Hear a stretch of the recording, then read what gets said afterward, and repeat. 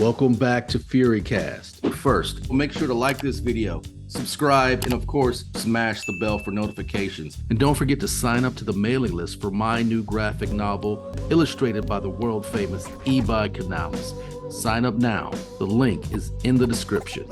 Today on the show, I've got a man with over 4 decades of experience in the martial arts. In that time, he's trained in Tang-Soo-Do, Jeet Kune-Do, Brazilian Jiu-Jitsu, and if you've trained in Kali, you've probably used one of his weapons to do so. Today on FURYCAST, I welcome my friend, Coach Bob Burgee.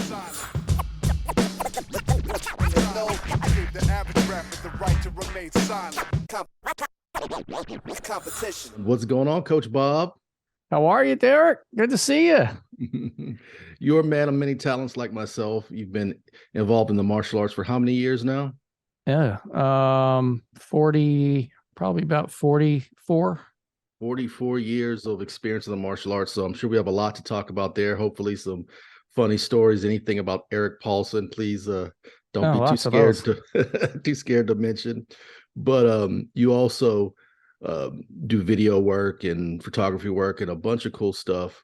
I met you in person for the first time at the CSW coaches camp last August in beautiful Fullerton, California. I'm planning to go back again this year. And but before we get into all that, take me back to a young Coach Bob, a baby Coach Bob, if you will, and tell me where you grew up and what that was like. Riverdale, Maryland. It's PG County, Maryland, and I went to Jun-Ri, Taekwondo. All the local guys in DC will know that name. He was a big deal back in the 70s and 80s. Remember I don't know if you remember the commercials. I don't know if they ran where you were, but I am familiar that he did all that. Yeah. Nobody Bothers Me. And he put his kids on there, and he was a big deal in this area. But that's where I started officially. And he made a movie, a Shaw Brothers produced movie. Whoa. When Taekwondo Strikes, right? Oh man, you okay. I know what I'm dealing with now. You have good game. I'm actually I need that on my list. I always tell my wife movies to get. I need to put that one on there. But also, I teach I have an academy, Jiu-Jitsu MMA Academy, and I'm affiliated with some Taekwondo guys, and they're still under the Jun-Ri program, even though Master Jun-Ri has passed away. They're still following his program, so his lineage lives on. Did you do the Taekwondo there? I did. I started when I was 11. The normal stuff most kids do. I was a scrawny little kid and was getting bullied and stuff like that, and went and tried it out, and I loved it. I was already a Bruce Lee fan, even back then. It's all the the posters and the movies. I had all the things. I even have the little flip book where you buy them in the back of the magazine and you get like one scene from Chinese Connection. I'll use the title they used, and we won't be movie nerds and say that that's the wrong title. But no, it's I started with Jun-Ri, and then I moved into Tang-Soo-Do at a place called Tompkins Karate, and they were out of Adelphi, Maryland. And I was probably about 13 or 14 when I went there, and it was great because they let me train with the adults. I was sort of in between, and I wasn't really big on the forms. I went to the forms night. Forms day was Thursday, but sparring day was Tuesday. And my teacher, his name was Kenny Klotz, and he was a well-known guy, young guy. He was in his 20s, but he was a fighter. It was point fighting, but he was tough. He was a real tough guy, and he kind of took me under his wing, and I loved going to his class. And he let me train with the adults, and all those older guys were really cool to me. And man, I had the bug from then on, and stayed in it. Now, I'm not too familiar with the Jun-Ri, although, like I said, I know a lot of guys that still train in it. But I have this is my Taekwondo black belt right here. Nice. I have a black belt in Taekwondo, and I'm familiar with a lot of the Korean styles. Taekwondo and Tang-Soo-Do, it wasn't very different going from one to the next, was it? No, I mean, the forms are a little different. I mean, that was Chuck Norris was Tang-Soo-Do. Mm-hmm. So, well, those were like my two first, as, teenager places. Late teens, when I was probably 18, 19, I switched to another guy's school, and I think it was United Taekwondo. Like he was right from Korea, and that was a whole different ball game. Like this was a guy who's just running his own school, local school, in a bodybuilding gym that was not far from where I live. And he also taught Kuksul Wan. So we got a little bit of the Korean or, the old style Hapkido stuff. And he showed us a little bit of weaponry with that, but not too much. It was still Taekwondo, but that's where we really got into sparring in that school. So that was my third Taekwondo school. And it was always that. And what I didn't know, so a little bit of an aside, what I didn't know is locally, some of the guys around here were already training with Guro Dan Dan Inosanto. But it was so underground, nobody knew it. Only you had to know somebody to get into that. And I didn't find those guys until 1992. And that's, you were already an adult by then, I'm sure. Mm-hmm. Yeah. So it was my early 20s. And that was kind of cool. There was a local Kung Fu school, Tai Yim Kung Fu. And he had everybody in my area knew about the place. It was called Flying Dragon. And I would go there probably once a week to just get something cool. He had all the martial arts stuff. He was a martial arts supply store, and his Kung Fu school was next to it. And I saw a business card for a guy teaching Jeet Kune-Do. I was like, what? I never knew anybody was local to me. Well, I gotta back it up. I jumped ahead a little bit. I saw an ad in a magazine for Paul Vunak's seminar in New York. So me and a buddy of mine, one of my Taekwondo buddies, we were, the backyard crew, go out and beat the crap out of each other and film each other and do our little movies and all kinds of, I'm sure you did the same fun thing. Stuff. Yeah. So me and a buddy of mine, just cold without knowing anything, went to a Paul Vunak seminar. Oh, my Lord. It was like May of 1992. Yeah, they were already doing Gracie Jiu-Jitsu and stuff. Yeah. We didn't know that. I'd never done Jiu-Jitsu in my life. So sorry to interrupt, but another little where our paths kind of converge. One of the things that I lost in Hurricane Harvey was my rat certificate, my Paul Vunak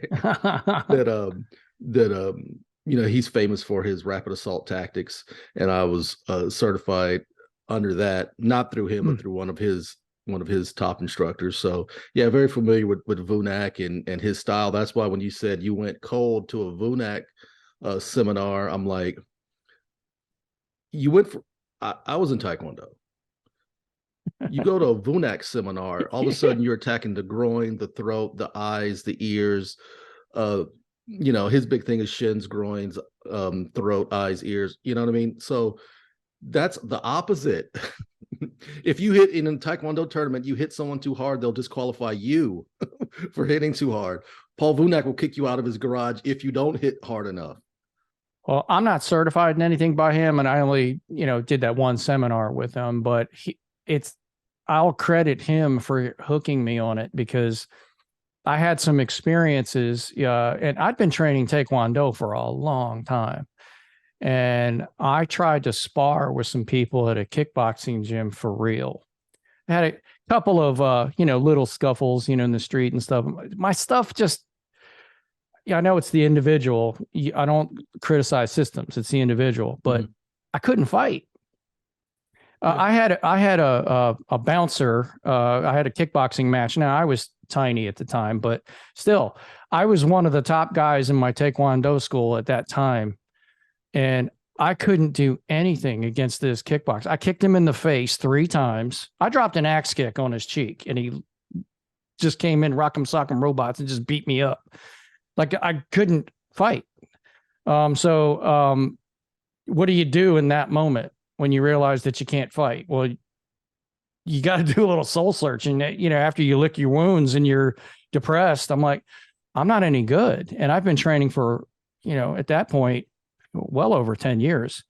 I'm like, this sucks. So you can either be real with yourself and decide to try to switch it up, or you can quit. Well, I thought about quitting for a little while. I'm like, this sucks. I'm not any good. Well, there's a third option a lot of people take, which is make a bunch of excuses. Yeah, that doesn't get you anywhere. Yeah. Well, you'd be surprised how many people because what you're talking about is that realization that what is it, the red pill moment? What is it, red or blue pill moment? Once you take the pill, you have to take everything that comes with that. And a lot of people would rather just, hey, I'm really good. Like you said, I'm the number one guy in my I don't want to go start over, and I'm not that, so a lot of people just make excuses and just kind of stay in their world. So I applaud you for, taking that journey. Oh, it's happened many times now. I'm Captain Humble Pie these days. Well, jiu-jitsu will do that to you. Oh yeah. Oh yeah. Well, and so my first exposure to any of that stuff was that Paul Vunak seminar. So that is where a friend of mine, we went up there, and his name Earl Smith, and our minds were blown. And then they were just so casually talking about, they were just saying, I don't call him Derrick, I don't call him Dan, but they were like, hey, you got to go see Dan. I'm like, you mean Dan Inosanto?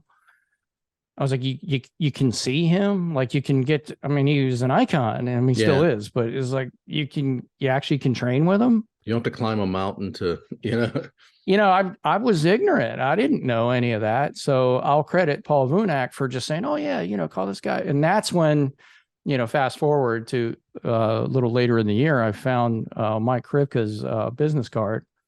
He was a guy teaching in the area, and I was like, wow. And then I trained for, a few years with him, and through him, I met the guy that became a lifelong friend of mine, Steve Ron. He's my training partner to this day. We still roll, 2-3 times a week, kickbox, and we're backing off a little bit on the kickboxing now because we have flash knocked each other out too many times, and we're both in our mid 50s. Well, he's actually late 50s now. I'm mid 50s, and it kind of hurts these days. So we wrestle a lot more. Oh man, trust me, I know I'm getting there. But so let me go back to your Taekwondo days. What do you think you took from that? Because there's a school of thought with JKD, which is, JKD, it's like getting a PhD. You need to get your associates, then your bachelor's, and your math. You know what I mean? Did you take any of that? Like I look at like a lot of the kicks. Good, strong. Because I came up, I guess let me go back a little further. You mentioned something about you did it under a guy that was straight out of Korea, your Tang Do. When I started, no, he was Taekwondo. That was the third guy. Oh, yeah. Okay. So the guy for Korea was Taekwondo. Mm-hmm. Okay. I started with I was a child, and I thought about it later in life. These guys were like war veterans. These guys were ex-military, leather-faced, hard as steel, probably stone cold killers. You know what I mean? And then you flash forward to kind of like what Taekwondo is now, strip malls. It's completely the opposite. But did you get that same vibe that this was a lethal individual? He was more of a family guy. He was that guy. He had his opinions, and we saw him a few times, those opinions, but no, he was tough. He was one of the guys, he could bounce, like curl his toes and like bounce on his toes. And he was old school trained. And I tell you, one of the hardest kickers I've ever encountered was an Olympic Taekwondo guy. I held Thai pads for him. Mm-hmm. And that guy, I mean, Thai boxers are notorious for having some of the hardest kicks in the world, and we're used to that. But I had a Taekwondo guy I held Thai pads for him, and I'm like, oh my God. Yeah. Not only could he kick hard, he could kick fast, because you do the quick switch, and that's typically a Muay Thai kick, and but this guy could throw every bit as hard as any of the Thai boxers I was training with. But it's usually Muay Thai, kicking with the shin. And I had to learn that, because I would always, we put on the shin guards, and you couldn't punch. So there's no hands. I didn't have any hands. I don't know what they're doing now, but back in the day, you could punch the body protector that you wore, but you couldn't punch to the face. Yeah, now it's worse. No. I won a round in my tournament from just punching a guy in the ribs. Yeah. Because I was, the second guy I fought, I was just punching him in the ribs and his hands dropped and I kicked him. So it was you're head hunting with your kicks and that kind of stuff. There's just such little targets that you can do all of the rules and stuff. And first time I faced off with anybody doing Muay Thai, it was horrifying. It was a whole different world. Elbows, knees, and the plum, in the clinch. It's a nightmare if you've never trained defense to that at all. You know what I mean? We're back to that humble pie. Right. Yeah. Did you take anything with you from your Taekwondo journey into your JKD journey? Absolutely. Yeah. I mean, I still, my stretching routine, I still do the same things that I did back then. I'm not as flexible as I was. I was one of the guys who could do the splits back then, but I can't do it anymore. And I'm having my beyond midlife crisis right now, trying to get that back, working real hard and watching a lot of David Goggins videos, and he's talking about stretching all the time. And I'm like, man, I love David Goggins. I want to stretch too and be like David Goggins. Yeah, he's a beast. So take me to that first JKD experience. You called him, you went. What was that first JKD experience? The Paul Vunak seminar? Well, no, you're right. Let me go back. So that was your first JKD experience. The first time you went to the school, you found the card. What was that like? So Mike was he had a Kali class. And so I think I'm going to show up and we're going to do, the Bruce Lee stuff. And he pulls out sticks. I'm like, okay, I'm not sure what we're going to do here, but I took to that so fast. I loved it from day one. And in the early day, I mean, and the place was not close. I mean, I had to drive an hour each way to get to it. And I went 3 times a week religiously. And the Kali was great. And then we did the JKD, because you'd get the focus mitts out and we would do trapping and all the things that you do. And I took to it immediately. I felt like for the first time, even though I'd trained in all the other things, loved them, did all the stuff, I felt for the first time, I'm like, there it is. That's what I've been looking for. Here it is. And that was my road into, I met Guro Dan shortly after that. And I went, I can't believe it. Like, really? Pinch me. Is this really happening? He's right there. Like, I get to talk to him. Like, he was in Game of Death, Sharky's Machine, all the stuff. I was fanboying out big time, super geeking out. I'm sure he was like, stop staring at me. I couldn't believe I was in the room with him. Yeah. I still haven't had the pleasure. It'd be just a dream to just be in the room. Right. So he's so great. And that man is the reason for my entire career. Guro Dan, and probably most of the people I associate with these days would all have to say the same thing, because he's such a conduit for the arts. I mean, he has brought so many people in and exposed so many people to the arts, whether they know it or not. A lot of it came through him. If you first saw stick fighting in a Steven Seagal movie, he was probably stick fighting against Dan Inosanto. Out for justice. Out for justice. He was sticks. That was Guro in the pool hall. We actually, I forced the wife to watch it probably about 2 weeks ago. Like, you've never seen, you got to watch this. I love that movie. It's great. It makes no sense structurally as a filmmaker. No, it's crazy. Yeah. It's like I watched Mark for Death again the other night, and I'm like, I saw this a whole bunch of times at the movies and it didn't hold up very good, but I still loved it. Yeah, I had the same experience because I hadn't watched it since for about 20 years, and I watched them like, oh, this is bad. Yeah, it's like Out for Justice is a little better, but well, I mean, his New York accent's terrible. But I mean, Seagal wasn't afraid to go there. He's looking for Bobby Lupo. Yeah, anybody seen Bobby? I love it though. He gets the like nobody sees him wrapping up the ball and in the cloth, and I don't know. I still love it though. I mean, well, Seagal, Steven Seagal stuff, his early stuff, like Above the Law, was awesome. I mean, I saw that a bunch of times. I can't imagine how many people got into martial arts because of that movie. Well, I was looking for an Aikido school in DC, and I went there in the the guy was an artist, and it was more, it felt more like a church than a martial arts thing. So it wasn't really what I was looking for. And it's back in when Above the Law was out, like, because everybody was like, Aikido, Aikido. And do you remember the old movie called Budo? Budo.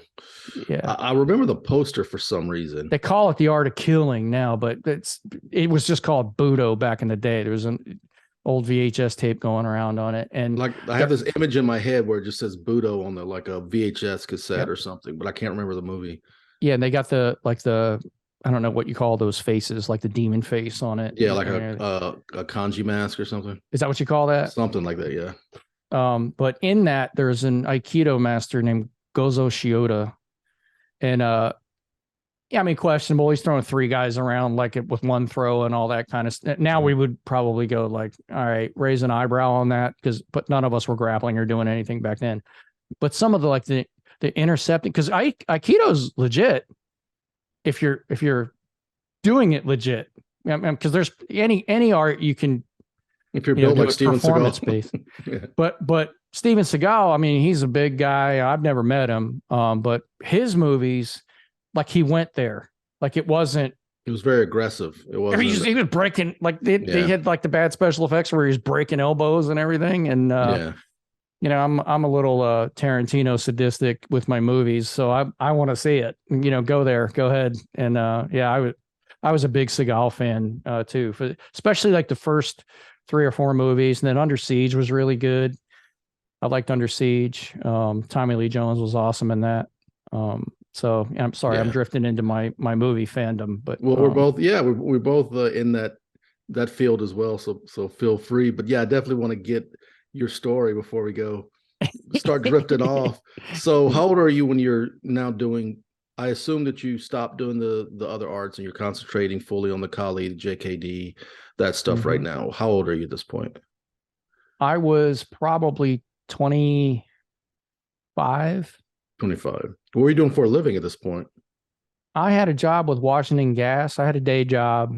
And I started almost immediately after I started training. It was that Guro Dan seminar. It was actually, you know, a Mike and A seminar as well. Sewer Mike and A, teaching Serrata. He had this really cool, wooden sword. And, so at the gas company where I had my day job, I got a survey stake. I worked on regulators. Down, you would pull the sewer thing and go down in and work on the gas regulators that would send the gas into the neighborhoods and that kind of stuff. So it was a mechanical type job. But I went in the back of the truck and got a survey stake and started carving it into a wooden sword that I could train with in this class I was going to, this Kali class. And my dad was a carpenter as well. So we started kind of messing around, and you know, that led to okay, Jim Fox did the high-tech dagger, you know, the one with the holes in it. Mm-hmm. Well, I saw that and bought one at a Guro Dan seminar, and I went, I wonder if I could make that. And that literally was the beginning of my business of edges, of making training knives. Hold up. I didn't know you did that. Yeah, that's my company. I made training knives for 23 years. Okay. I'm like, hey, it's my friend. I met him. We you know, Erik Paulson. Yeah, this golly. Wow. Okay. Yeah. So there's a parallel careers. So that literally is what opened up all the doors to all the other stuff, because I was already doing, you know, video stuff, you know, kind of, you know, did a few weddings, you know, that kind of stuff. Always doing the backyard things with, you know, martial arts, our own neighborhood choreography kind of stuff. I got a great thing I'll have to show you sometime. I shot on Super 8 called Enter the Basement. I had the yellow tracksuit. Send it to me. I'd love to see it. That's back when I had hair. I had Bruce Lee haircut. The bowl, the chili bowl. Yeah. Well, Bruce actually, dude, that was like it was like an Asian froze, but he was really, you know, that's what I tried so hard to be Bruce Lee, but it failed miserably. Such a magnanimous person Bruce was. But yeah, tell me about the weapons, man. Come on. Well, yeah, that led to there was kind of a gap back then, and nobody really had websites or anything back then because it was 92, 93. And I was taking out, ended up taking out ads in magazines, and Edges is my company. And it was supposed to be, equipment designed to greatly enhance survival skills. Mm-hmm. Edges. And then the last was like a little square thing, trying to be a little creative with the stuff. But I started making aluminum training knives, and I did that part-time for a few years and then quit my job and did it full time, and pretty much almost went completely broke in the late 90s because, you're going for your passion and all that stuff. And I had to go back to work for 10 months just to pay the bills. It's just not good times. And one guy placed a big order for me, and that saved me. And I jumped back in and got back into it. And then that's when websites happened. When more people were getting online, and that's when I learned HTML and wrote my first store. And it was like, okay, I can sell these online. And then it started picking up. What was it about the 90s? Was it just you were just a little early in the market?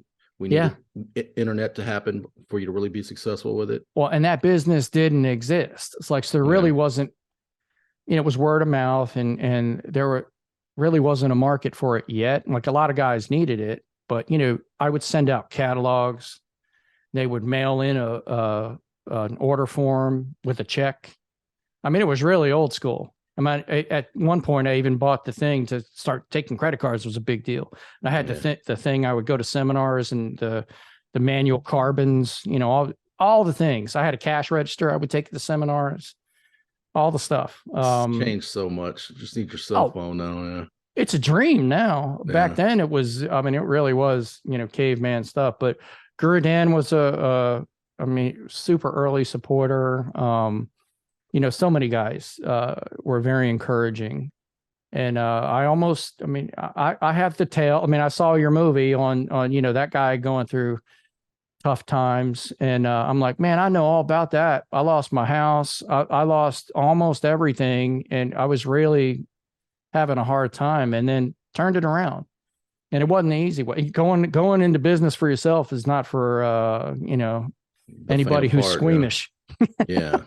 But anyway, so not to get into all that, but so the training blades opened up my world and gave me access to a lot of people. And, I was like, all right, well, let's play around with the video stuff too. And Sensei Eric was like the first guy who was like, why don't you film this? I'm like, okay. So he allowed me to pull my camera out at a seminar, and I started filming him. And I knew him early as well. I think I met him at around 93, 94 as well. He came to Maryland for a seminar. He still had the ponytail.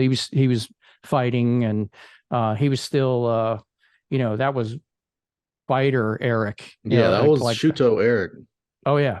Yeah. And that's back when we had to do footwork for like an hour, like you just bouncing and doing the Shuto drills and stuff. And the second day, half the seminar doesn't come back because the warm-ups are so hard.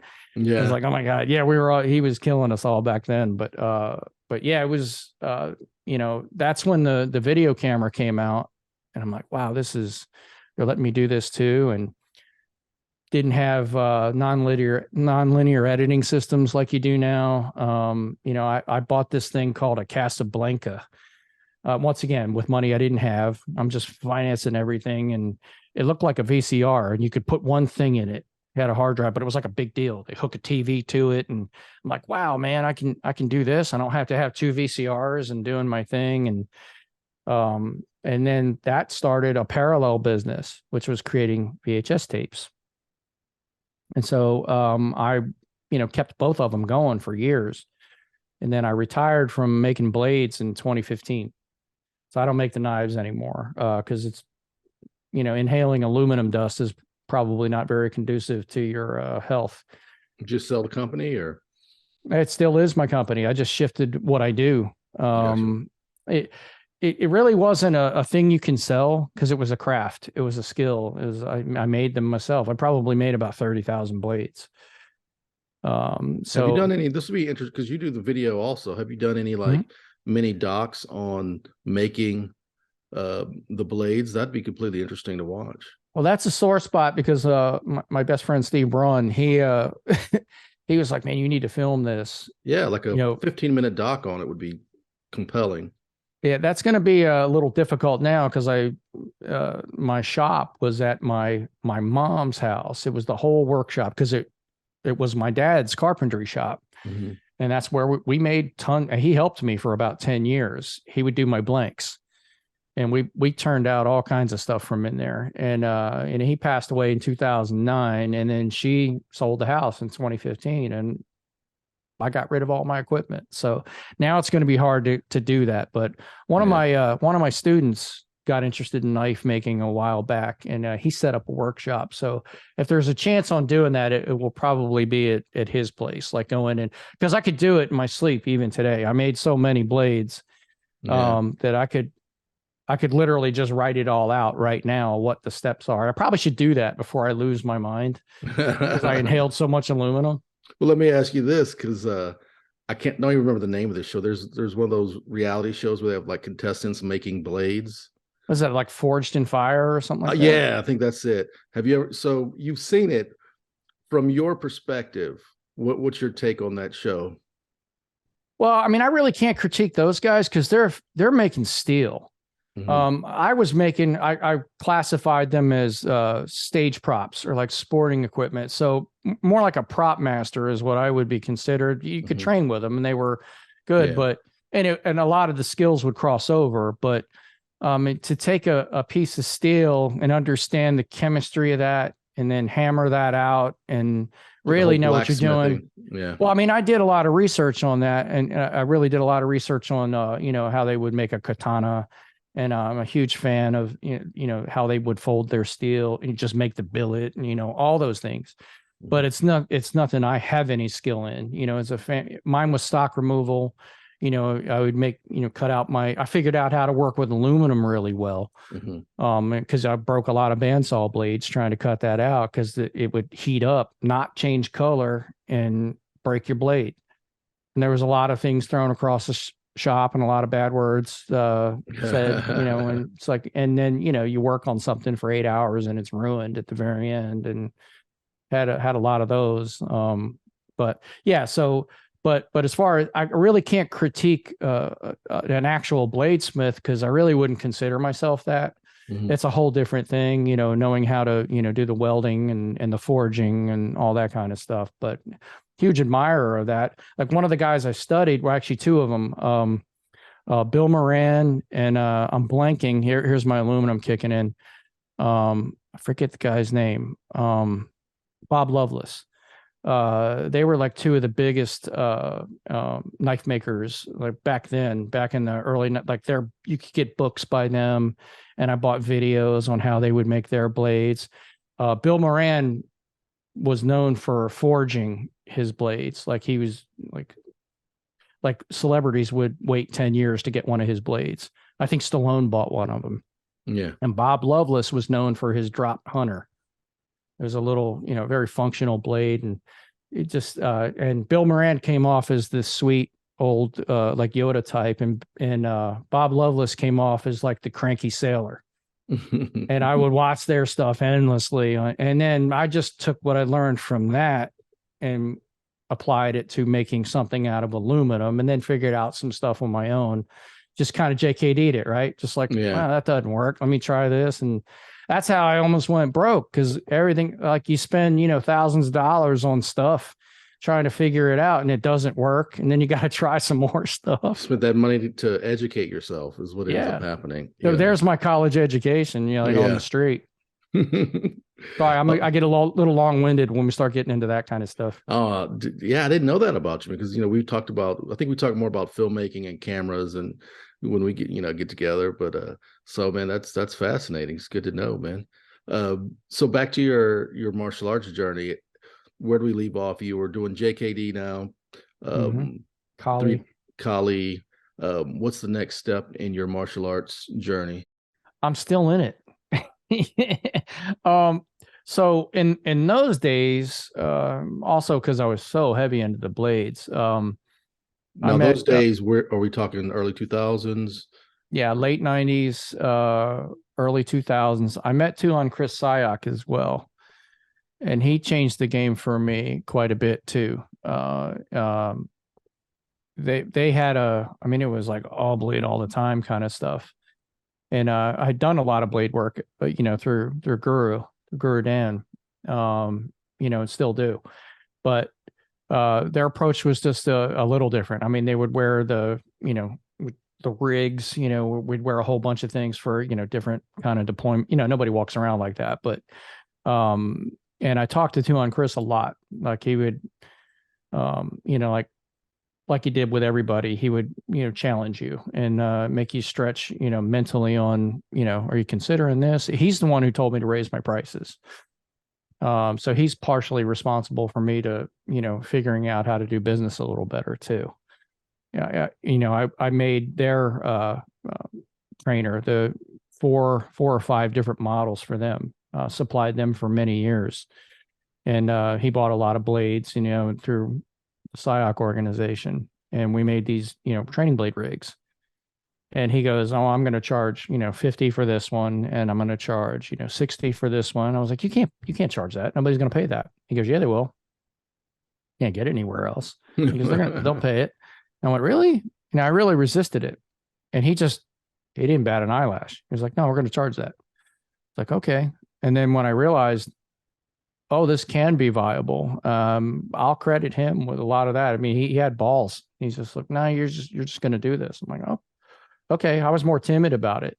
I'm actually kind of like that, like by nature anyway. I try to avoid, any kind of conflict or anything. That's why I got in martial arts in the first place. I'm kind of wimpy. I'm like, no, I don't want to get into any of that. I'm still working on that middle ground, that conflict ground. But that's one of the things I admire about Erik Paulson so much.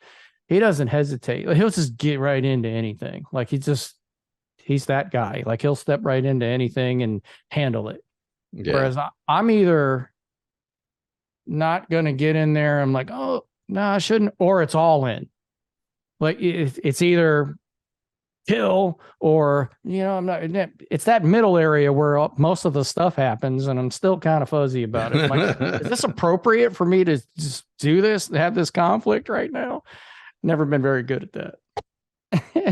I don't know how I drifted into that, but so the PsyOx, I got into their stuff, and that was awesome. And a lot of weaponry stuff was my focus, and we all got into Muay Thai under Master Chai, and did a lot of that. And then I've been training, Shuto and CSW since the early 90s with Coach Eric as well.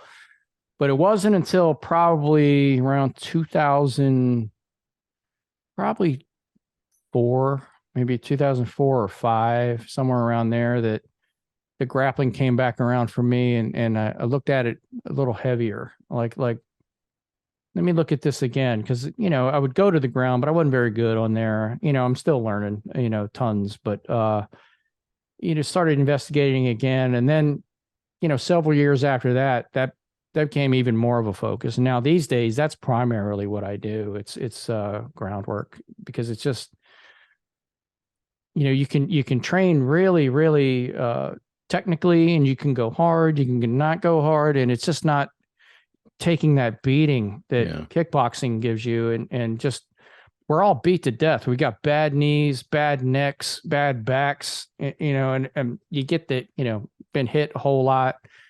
And not all of us are Greg Nelson, who's a machine, who can just go all day. And there's several of the, like Coach Eric's like that too. Even after he had his, his scare there with his neck surgery, he's made a different stuff. He's just so tough. And I'm like, man, I'm not that. I'll work hard. I'll work as hard as the next guy, but I break.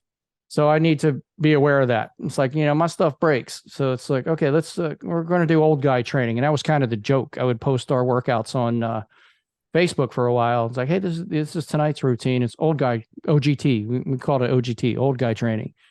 So preserve your partner kind of thing. Well, that is what's great with jiu-jitsu is that it gives you the opportunity to go hard, and really, like you said, it's low impact. The worst that's going to happen is you're going to tap, or the other guy's going to tap. And you get to train physically, mentally, spiritually. You get to work out all those elements. You get to kill a little bit of the pride. It's so important. Jiu-jitsu is the humbler. So that's why I love it so much. Now I do jiu-jitsu as well. We put the gi on, but I'm an Erik Paulson guy, like through and through. I mean, that is where my grappling comes from. It's from him. So everything I do has that CSW flavor to it. It's got all the catch wrestling and all that stuff in it. And so that, putting the gi on for me, I did everything backwards. It's like I was all no gi, and then put the gi on. I'm like, like a white belt was just grabbing my collar. I'm like, oh, this sucks. Like totally different, so even my gi jiu-jitsu looks like CSW. Because I'm using a lot of body pressure, and I'm still working on all the gi tricks, and some of the guys they'll pull a kimono out and they can wrap it around and do all the things, and I'm terrible at that because I've always trained no gi the most. What belt are you now in jiu-jitsu? Purple belt, 2 stripes, and the guys make fun of me because they're like, "You're sandbagging, man. You're sandbagging. You've been training this for 30 years." And I was like, I never pursued a belt. So, a lot of people don't realize that was a thing back then, because even like here in Houston, you had said something about like there were some Taekwondo guys that were outside of, working in a auto body shop. There was a lot of that with like when MMA was still underground. Here in Texas, people were fighting under pancrase rules because it was illegal to do cage matches with closed fists. So you would get invited to go train with somebody, and it was on the back of another business, whether it be a barber shop or an auto body shop. It was always somebody had a free room they'd rent out to somebody for $200 a month. And it was like entering in a John Wick movie, or like, it was just something, it was super sketchy. But there was also this kind of like, we're pursuing people were like casting off the old system mindset. It was like this big thing where they didn't want belts because that reminded them of when they were a kid and did Taekwondo. So then you've got all these guys that are pretty good. 2-stripe purple belt is an expert. You know what I mean? If you go do a tournament, they're putting you in an expert division. Make no mistake about it, Coach Bob. So you're not going to be fighting with the white belts. You're an expert. You know what I mean? So some of the white belts will hurt you the worst. Oh yeah. Oh, tell me about it. That's how I blew out my knee, actually, but it was in the judo class. So yeah, it's not uncommon what you're saying. It just sounds, you and I think are similar ages. So yeah, I know a lot of guys like that. I was always like, look, if I'm working this hard, you're giving me something. I'm getting a belt, I'm getting a stripe, something. I'm getting killed over here, man. Oh yeah, no, I'm not discounting that at all. I mean, because I write curriculum all the time with Coach Eric, and I'm all about it. But my personal training, I am one of those guys. My best buddy, my training partner, we're the same way. I would do this no matter what. No, I would do it no matter what. Martial arts is my life. This is not a hobby to me. I mean, it's so deep in who I am. I don't care. I don't care if it's in a system, in a school. It's like, we're going to find a place to train, and we're going to train. It's my meditation. It is, it's what I do. It's who I am. At the I core train. of your being, yeah, I know. Yeah. So getting a belt is not, it's awesome. I'm honored, I'm now on the road to advancement under Coach Eric, but he's the one who made me put the belt on. Yeah. I would have never done it. And it was the same thing with Master Chai under the Thai Boxing Association. I never went to take the Thai test or did any, but he made me do it. He's like, I've always been kind of bad about that, pursuing any of the rank. And there is value in doing it, especially if you're a professional, if you're an instructor, and you want that certification, you want that lineage. Well, I wonder if Erik is Coach Erik is thinking, look, you put a purple belt around your waist, you're a target. Now you're going to get better faster. You know what I mean? Like, okay, you want to get better? Here, put this, even if you're a blue belt, put this blue belt around your waist, put this purple belt around this waist. These belts under you are coming for your neck. You've got to defend it. What do you think about that? I'm a little bit, what's the word? Is it masochistic when you enjoy the pain, suffering? Yeah. I can't explain. Well, yeah, you'll get it. And the other guys who feel the same way will get it as well. I truly enjoy just getting out there and just getting into now qualify this. This is in the civilian context. I'm not a fighter. I'm not a professional fighter, because the guys at CSW, like, no, I'm not getting in that cage with those 25-year-olds they'll crush me. But as far as I enjoy the challenge of just getting in there, and that's why I like Goggins. He's like, I don't care what it looks like. Go. Yesterday doesn't matter. So what are you doing today? Get in there and let's train. Let's get in and train. And it doesn't have to always be suffering. It's just do something. Yeah. And if there's no end to that, and Guro Dan always says that. He goes, just train. No matter what's going on, all the other stuff, just train. Just get in and train. And I've internalized that so deep. That's what it's about for me. But it doesn't discount all the other. Yeah, I want my black belt someday. But it's not a thing to where if I don't get my black belt, I'm going to stop training. I'm going to train forever, whether I get that or not. Well, you know my story, 12 years purple belt. I'm like, I get it, man. And I just told myself, if I'm purple belt for whatever, that's what I'll be. I'll be that dude, but I'll still be crafty on the mats. Make no mistake about it. No, you earned it. No, I appreciate it. Now, I'm interested in your first encounter with Erik Paulson. For those listening to the podcast aren't familiar with Erik Paulson, I'll allow you, Coach Bob, to give a little dissertation on who Erik Paulson is. Well, he's one of the pioneers of MMA. He was doing it. It's right around the time the UFC started. Erik went to Japan. He and Chad Stahelski, the John Wick director, they went to Japan, and Erik thought he was going to have an amateur fight. I think I have that right. And they're like, "Nah, you're going to have a pro fight." And he was one of the top guys under Sensei Yuri Nakamura, and Yuri Nakamura is the guy who brought it to the United States from Japan. Satoru Sayama was the Shuto founder. And then Sensei Yuri brought it over here and was training it, teaching it at the Inosanto Academy. And that's where Erik was doing it. And then Erik's a born fighter. So he and Chad, the movie stuff was starting to happen around then too, because Chad Stahelski doubled Brandon Lee in The Crow. Yeah. To finish that movie. He also doubled Keanu and The Matrix. The Matrix. Yep. That guy was all up in so much. Number one, like they're the top guys now. Well, 87-11. I don't, of course, 87. Yeah. I just want to tour it. I just want to go there and tour it. But I went to see John Wick last weekend. John Wick 4. I haven't seen it yet. Well, I have a tradition. I always see it twice. Every John Wick. You can ask my wife. First John Wick movie, I went by myself because that's my favorite thing to do, actually, go to movies by myself. I came back and I got her. I said, "You've got to see this movie. It's something special about this movie." Had her watch it. I remember telling everybody, Keanu Reeves will not be remembered as Neo. He will be remembered as John Wick. Everybody's like, "What are you talking about?" This was John Wick 1, Oh, yeah.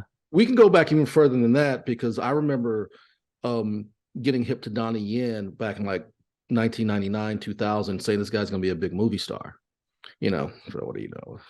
So far, I'm 2 for 2. Well, actually, 2 for 3. I also did that with Chow Yun Fat. Like, when I first saw Hard Boiled, it blew my mind. I saw Hard Boiled when I was like 17, and I was like, "Who is Chow Yun? This guy is going to be the greatest movie." And he had his run here, but if you watch, I'm changing all my light stuff here now. Let me get it back. So I was watching John Wick 4, and Erik Paulson's DNA is in that movie. 100%. But now that I'm in the system, now that I'm in the matrix with you guys, some of the sweeps, some of the stuff, it's the stuff we drilled at the coaches camp, and it's in the movie. And I'm like, oh, Erik Paulson. So well, I mean, Eric Brown was over at 8711 as well. I mean, Erik Paulson and Chad Stahelski were tight. I mean, they were roommates. Yeah, well, Chad Stahelski would coach him a little bit would be as a corner man in Japan, right? So so well, Chad fought too. Yeah, and I think that really separates him I know now we're getting into our passion movies, but yeah, I think that really sets Chad Stahelski apart. Just the fact that it's he's doing action movies, but he's actually a guy that's got in the ring and he's legit. Yeah, he's as legit as it gets. Yeah. But back to Eric, he's different. Like he is he's such an artist. He's so creative. I mean, I love him. I mean, I'm as close to him as a brother. Very gentle spirit. Yeah. Oh yeah, he's awesome. He's amazing, but he's so creative. Like it's so humbling to just watch. Like, I mean, and I'm around him all the time, and still that hasn't gone away. I just watch him create. I don't know where that's coming from, but he's channeling something, but this stuff's coming out of him, and it's like, wow, look at these moves. Look what he's doing. Like, who would think of doing that? It's very, I mean, he paid his dues though. I mean, he was a very hard worker. He put in his time, but a pioneer in the early days, before, I mean, it was called No Holds Barred back then. It wasn't even called MMA. Yeah. We used to call it NHB. Before NHB. MMA was the word. We're like, yeah, dude, watch this NHB fight. Well, he did his NHB conditioning tape with Greg Nelson. Yeah. Another guy who, one of the pioneers, one of the best coaches. They're amazing. Worked with Coach Greg a whole bunch too. And I love these guys. So take me back to how you first met him. You kind of glazed over it. I was training with Eric at that time, but how did you first meet Erik Paulson? Well, that was there's a local guy here, another high level guy. His name's Pat Finley. He had Coach Eric in for a seminar, for a Shuto seminar. And we were going to everything back then. We were doing so many seminars, and that's part of why we were going broke too. We were going to everything. I mean, we were racking up stacks of certificates from seminars. And in the DC area still at this point? No, we would travel. Like we would get in a car and go to other states, especially up the East Coast. Anybody who was on the East Coast, we would drive, down to Virginia or even further, and up to Pennsylvania a lot. We even drove to Erie, PA once, which is not close to here, to see Burt Richardson once. And we were training with him too. And he's awesome. But Coach Eric, that first seminar was a Shuto seminar. So, and that's what I'm saying. Like the early days, like those warm-ups, I mean, he was doing like straight out of Sensei Yuri's playbook. So, I mean, we're just bouncing and bouncing and bouncing and, lifting the knees and just doing, I mean, forever. Your calves are exploding. And day 2, half the seminar didn't come back. And you're doing all these, gymnastic warm-up drills. And he didn't care. Did he care? No, he was like intense back then. Like he was still, the fight guy back then, but he's always funny. He's always been that way. He's always been really funny, but, he's amazing. The level of creativity, and now as he's getting, Eric's a year older than I am. So even though we go to a movie theater and he'll say, yeah, I'll have a senior discount for me and my dad. And the kid will give him the ticket, not even question it. I'm like, man, he's a year older than me. You just really. So yeah, he does. He's the notorious practical joker, but he was touring with Guro Dan for a while too. Yeah. Guro would get a little break. He'd let Erik take an hour for show all the grappling and stuff, and then Guro would get to watch Erik teach. So when did you connect with him on more of a what's the word? A consistent level? That's when Tanya Paulson comes into the picture. Erik was switching around where his school was, and knew him all along. And we did the early seminar tapes, like the 2000 tape and the 2001 tapes. And then in between there, had a little break, and not a break from him, just we didn't do much.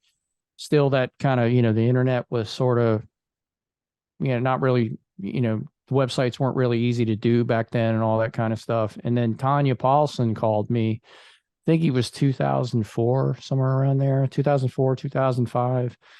And she wanted me to take over the website. And that's when she brought me out. And I think it was 2007. I went out to CSW, and that's the first time I filmed a camp out there. Actually, no, we filmed, I think we did CSW striking in 2007. I think 2008 was the first camp, that I officially did and filmed. And other than the COVID year, we haven't missed one. They've been happening ever since. But Tanya, going, hey, we're, about to change things up and I need help.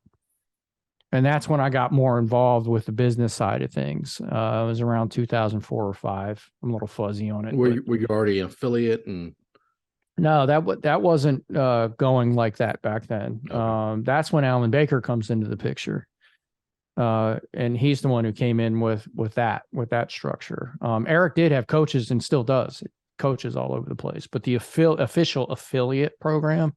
That's Alan Baker. Alan Baker came in with that and then taught us that. We're like, oh, wow, okay. And then we made it more formal.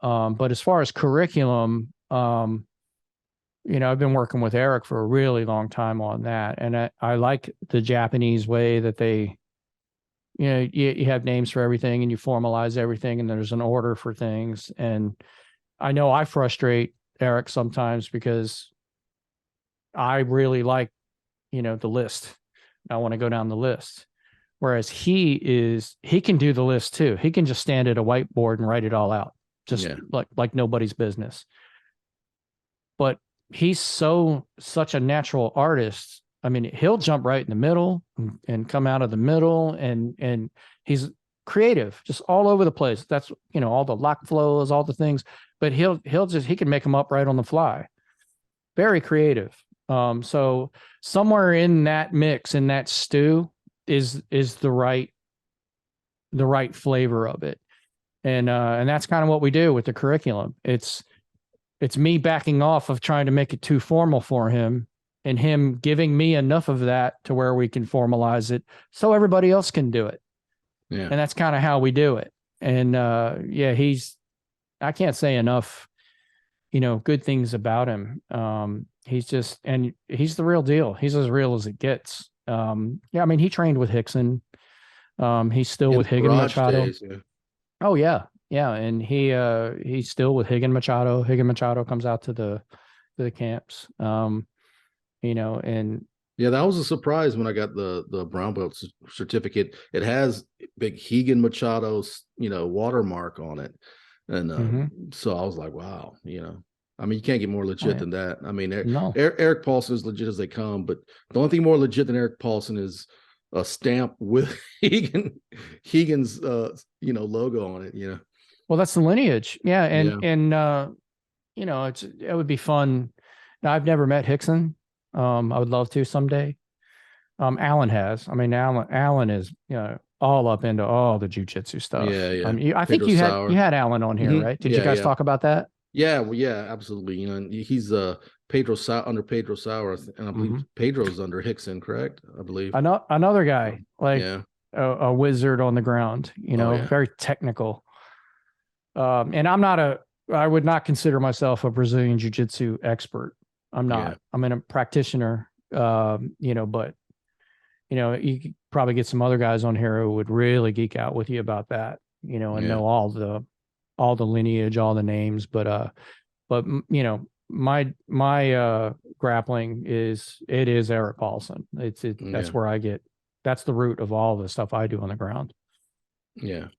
Well, I mean, the thing that attracted me to the CSW BJJ program, which I'm affiliate and, you know, my academy is under, is that, you know, I came up doing judo, and then the first jiu-jitsu instructor I had was also like a collegiate wrestler. So there was a lot of judo mixed with wrestling, mixed with jiu-jitsu, and, you know, locks that you got from a VHS tape, you know what I mean?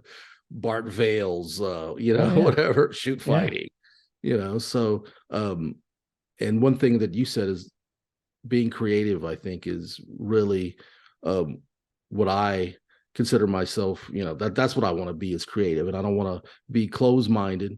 It sounds a lot like, you know, JKD, you know, keep an open mind, you know, take what is useful, discard what is useless, and add what is uniquely your own, right? Correct. So, you know, that's, to me, that's the way, and that's what attracted me to Erik Paulson, the CSW.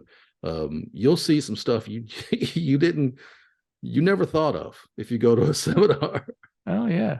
No, he's I mean, well, and it's fun for me because in the old days we were going to seminars. These days I'm typically filming seminars or camps. And so whenever I get a chance to go to a seminar and train, I'm in heaven, because it's different. Usually there's a detachment. I mean, you know, like there's a detachment when you're holding the camera.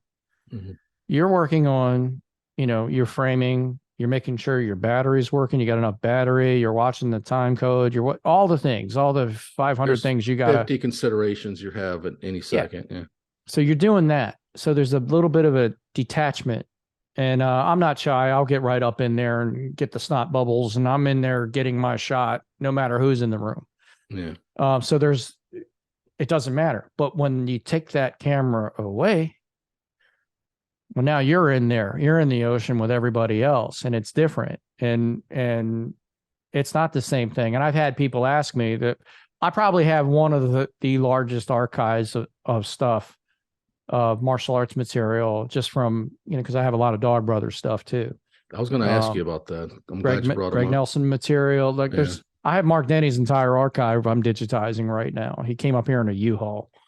Wow. I've been working on it for a year. I mean, and wow, like the early gatherings, all that stuff. So, but I had that material, and, you know, Guro Dan stuff, Erik Paulson stuff. I have all this stuff. And they're like, man, how are you not a black belt? And how are you not that? I'm like, I get it. You know, looking at this stuff, and I have memorized a lot of this stuff, but you got to get on the mat, man. There's no substitute for that. None. Like, you're either doing it or you're none whatsoever. Not. None whatsoever. No. But so we did talk about Erik Paulson stories. Do you have any good ones? That I can tell, or you can. I'll edit it right out. Just trust me. You know what I mean? Well, the movie one is good. Yeah, the hitting me up with He's My Dad. Let me think if I can have or anything, or anything, and just any stories from along the journey. I'll tell one that I probably shouldn't tell in public, but I'm going to tell it anyway because it's, you know, here's my humbleness. So. He's an awesome practical joker, and it was the end of one of our camps. I don't remember what year it was. Alan was there, and Tanya was there, and Eric, we went out to celebrate. It was after a camp. We were having fun, and I decided that night I'm going to go head to head drinking with Eric. I think I'm good. I'm good. All the work is done, so I'm going to hang with Eric tonight, and we're going to go drinking. So he busts out, you know, we go to a bar, and he busts out the Jaeger. And well, what I didn't know was, like, he stopped drinking at some point. But I'm still drinking. So we go to the bar, and then we go to another place where more beer is coming out, and we're just mixing stuff. And then we go to another place, like a sushi place, and And now I'm drinking sake and I'm cutting a lot of things out. But by the end of the night, I was kind of locked jawed and just trying to get the words out. And one of the waiters comes over and we start talking about blades like you and I just did. And Erik has me explaining, training knives to this guy. And I'm holding on, like you're just trying to keep it together, right? And I'm doing my locked jaw. I'm like, yeah, you get your medal. And I had to go to the bathroom and I'm holding the wall up trying to do that. And I come back and they're laughing their butts off at me. They're just cracking up at me. I'm just really trying to hold it together. And I sit down. I'm like, yeah, here's how you do the medal. And that's pretty much all I remember about it, because by the time we got in the car, Tanya and Alan are laughing at me. Oh, and Erik lost his phone that night. He left it on top of the car and it ended up in an intersection, and somebody went out and found it and actually brought it back to him. It was one of those nights where everything went crazy. And, but I mean, I was the only one who got, and I don't really drink. So I got really wasted that night, and I ended up in my clothes back at the hotel room, face down all night. I think Alan checked to see if I was breathing. He was my roommate that night. Pulling your hair back as you vomit. Yeah, right. And then, well, I didn't get sick, but I woke up the next day really early. We had an early flight, and Tanya comes to pick us up, and I'm still drunk. Like the next morning, I'm like, all right, this sucks. This is a total amateur rookie drinking night, not drinking any water or anything. I had the headache, and I earned my hangover that night. And that's, so caution, be careful. Like if you're going to try to go head to head with Erik, because he actually knows how to do it and not make a fool of himself. He knows when to say when. I'm mad when they make the movie, this scene will just be like, you're talking to the guy, then you just, but your head hits the table, It wasn't pretty. Yeah, I wasn't very good at it. I'm much more cautious about doing that these days. It's like, nah, I'll just take a water. Thanks. I'm good. So after studying martial arts all these years with all these significant people and personalities, many of them pioneers in martial arts, what are some of the lessons you've learned? Like if you had to pass on a lesson to our viewers here. Stay humble. Always stay humble. Always keep searching, because I live that every day. So if you get arrogant, you stop listening, you stop learning, and create. Add what is your own, because you have something to offer as well. So if you keep your humility and you keep working hard, you'll stumble upon something and maybe put it together in a way that somebody hasn't thought of before. And maybe say it in a way that someone else hasn't said it. Or show it in a way that someone hasn't shown it before. You have something to offer too. And that's kind of cool. There's no ceiling to that. You can still get up tomorrow and go after it again. I mean, you don't just get your belt and stop. You keep going. Absolutely, man. Wise words. Where can people connect with you? Main thing these days is erikpaulson.com. I'm involved with a whole bunch of different organizations, but since we're kind of on the Erik Paulson, he's my primary client, and like a brother to me, and Erik and Tanya are family to me. Very close with them. So erikpaulson.com is the primary. Now, if you want to get into some of the other ones, dogbrothers.com. I do a lot with them as well. Are you a dog brother? I am not a dog brother. No. I've seen him on TV though. Greg Nelson as well. Greg Nelson, MMA Online. So he has an online university as well. And Alan Baker has a new one, sifualanbaker.com. So those are my primaries these days of the clients I work with. Well, I appreciate your time, man. It was fun talking to you, and you dropped a lot of interesting tidbits. I hope that was okay. Did I talk too much? What are you talking about? We still got like 4 minutes here. We could keep going, bro. Oh. I mean, what are you talking about, man? Dude, no, you talk the perfect amount. Oh, okay. I honestly didn't know about the other business, Edges, man. That was the original business. I'll start whipping out training blades here. Well, that's another tip for people who make things, like keep a few for yourself. Because I sold all my stuff, and then so I had to ask people, can you send me some pictures of that stuff? Because I was so broke, I sold all the stuff, but I didn't keep anything. I'm like, oh man. Yeah, I've done that before too, just with like music and stuff. I don't have any of my old CDs or stuff like that. So, yeah, I know. Well, man, I appreciate your time. Go ahead. Maybe we'll talk again when we have you on the CSW podcast. And you were poking me a little bit before we started here about we haven't done one in a while. We were consistent for a little bit, but we kind of dropped off doing that. But we still have the feed, and we need to fire those up again. We'll have to have you on that, and we'll geek out about cameras a little bit. I just got a Panasonic S5 II. I want to try that out at the next camp. Yeah, so, and I'll see you there too. So awesome. Thanks, man, and I'll talk to you soon. Thanks for having me on. And there you have it, my conversation with Coach Bob Burgee. I want to give him one more shout out. Thank him for coming on the show today. If you're interested in getting in contact with him, his links are in the description. You can also follow my new graphic novel, The Gentleman's Guild. Yes, I'm making a graphic novel. It's called The Gentleman's Guild with artist Ebi Canales. You can sign up for the mailing list now. The link for that is also in the description. And don't forget to watch Lion Killer, my debut feature film. That's right, I made a movie. It's called Lion Killer. It stars Regina Ting-Chen, who's currently on season 4 of Stranger Things. You can watch it at Amazon Prime, Tubi TV, Freevee, the Roku channel, or you can pop on over to the YouTube channel called V Movies. And thanks for watching this episode of FURYCAST. Well, that's all for today's show. Make sure you like this video, comment down below, or simply leave me a pound, FURYCAST. Let me know you're out there. And don't forget to subscribe to the channel, and yes, hit the bell for notifications. Till next time, peace.